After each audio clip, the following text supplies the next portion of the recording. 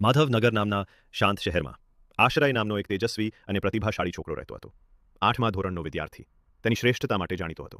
તે દરેક વર્ગમાં ટોપર બન્યો. 8મી તરીકે પરીક્ષાઓ નજીક આવી રહી હતી ત્યારે આશ્રયે પોતાના માટે એક લક્ષ્ય નક્કી કર્યું. તે ફરી એકવાર ટોચનો ક્રમ મેળવવા માંગતો હતો. અભ્યાસ કરવાનું શરૂ કર્યું. દિવસમાં 11થી 12 કલાક સમર્પિત કર્યા. તેણે તેના મિત્રોને મળવાનું બંધ કરી દીધું. આખરે પરીક્ષાઓ આવી. આશ્રયે દરેક પેપર પોતાની આત્મવિશ્વાસ સાથે લખ્યું.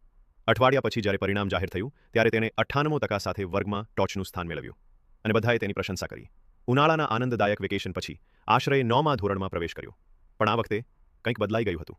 દરેક વ્યક્તિ એવી અપેક્ષા રાખતો હતો કે તે ફરીથી ટોચ પર આવશે અને આશ્રય હવે એવું માનવા લાગ્યો કે સફળતા સરળતાથી મળશે. તેને પરીક્ષાઓ પહેલા જેટલી ગંભીરતાથી તેની ખાતરી કરતી હતી કે તે હજુ પણ સારું પ્રદર્શન કરે છે.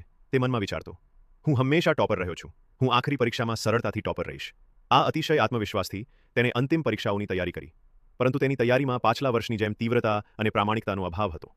જ્યારે 1 મહિના પછી પરિણામ જાહેર થયું ત્યારે શાળામાં આઘાતની લહેર ફેલાઈ ગઈ. આશ્રય ટોચના 5માં પણ નહોતો.